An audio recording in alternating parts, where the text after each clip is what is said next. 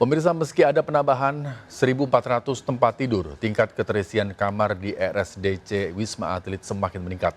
Bahkan per Kamis kemarin mencapai 78% atau melewati ambang batas aman dari WHO. Pemprov DKI dan daerah penyangga diminta tegas membatasi mobilitas warga untuk mencegah sebaran COVID-19.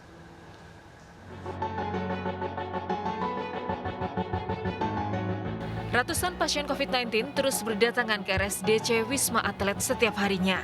Dalam 3 hari terakhir, penambahan pasien bahkan mencapai rata-rata 600 orang per hari. Pasien dirujuk dari berbagai puskesmas di DKI Jakarta seiring lonjakan kasus COVID harian di ibu kota yang mencapai 4.144. Sebaran kasus berasal dari 5 kota di DKI Jakarta, tertinggi di Jakarta Timur 1.370 kasus, disusul Jakarta Selatan sekitar 900 kasus, Jakarta Barat 800-an kasus, dan Jakarta Pusat 490 kasus. Untuk menampung pasien, Wisma Atlet telah menambah ketersediaan 1.400 tempat tidur.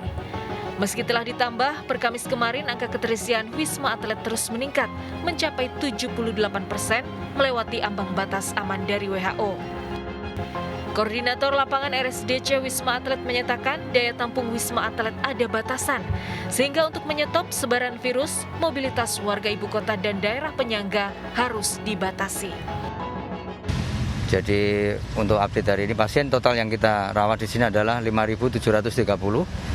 Ketersediaan kita, okupansi kita sudah terpakai 78%, hampir 78 ya, sudah 77,5%. Jadi ini cukup tinggi dan paling tinggi sepanjang rumah sakit darurat ini berdiri.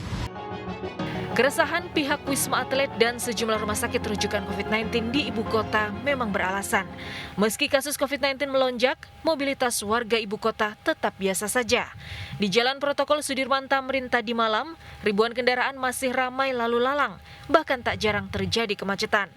Padahal Pemprov DKI Jakarta telah memperpanjang PPKM Mikro hingga 28 Juni. Perkantoran yang berada di zona merah, kuning, dan oranye wajib memberlakukan WFH 50 hingga 75%. Dari Jakarta, Tim Liputan iNews melaporkan.